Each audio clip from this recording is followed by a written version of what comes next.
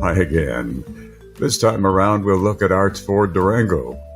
This is a rare car produced between 1979 and 1981. The body is that of a Ford Fairmont Futura that has been heavily modified using a Ford Fox platform.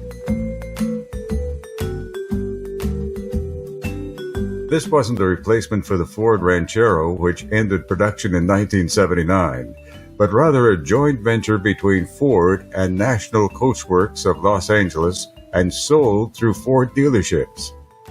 National Coach turned out only about 212 Durangos. The car was designed as a possible competitor to the downsized Chevrolet El Camino, but never really went into heavy production. All are two-door, two-passenger coupe utility pickups with a drop-down tailgate. The engine is a 200 cubic inch six-cylinder, and the transmission is a 3-speed automatic. Now let's look at Paul's 1966 Chevy pickup. Paul is a regular at our car shows. He's owned this pickup for the past 25 years. It was restored by the previous owner 32 years ago. It's running a big block 454. Paul added the engine chrome work and lowered the front end slightly.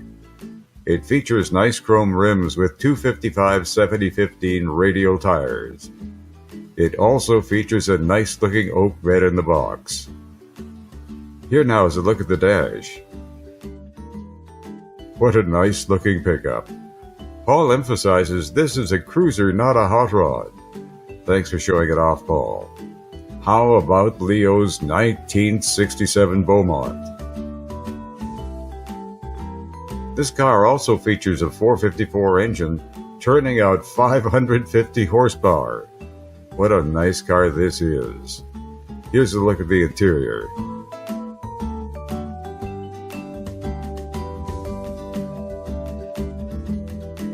Despite the big engine, this Beaumont is an easy rider. You know, Beaumonts were only made in Canada. This one is a Sport Deluxe. Here is Ryan's 1949 Mercury four-door sports sedan. This car is in beautiful condition.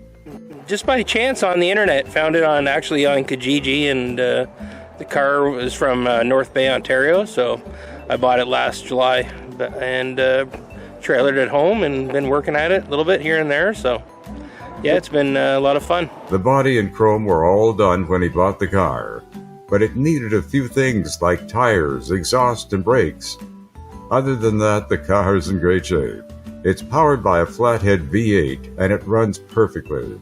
Doug is the owner of this customized 1947 Ford. This car required a full restoration. There's actually a lot of Lincoln in this car, like the 302 engine and automatic transmission with overdrive. A lot of Lincoln is also in the interior. This is far from a 1947 car, with plenty of luxury refinements. Door handles have been shaved, and the doors open by popping a button. It's got all new gauges, power seats, power windows, and air conditioning. The front roof has been chopped about 3 inches. All glass except for the rear is new, and all work on this car was professionally done. Perhaps time for just one more. Here's Francesco's 1956 Chevy. He's had it for nearly 10 years. When he was 19, he bought a 56 Chevy, but he sold it. He says that was the dumbest move he ever made, and years later he wanted to buy another one. He made a deal with an eBay buyer who couldn't come up with the cash. That's when he bought the car and went to work on it. It was a major teardown to suit his own tastes. The interior has been fully changed, along with the glass and paintwork. This Chevy is running a 383 stroker, turning out about 425 horsepower. This was a solid 2 years of continual restoration, 5 days a week. Well, that's it for another look at a few of our local cars. Thanks for viewing, and we'll see you again soon.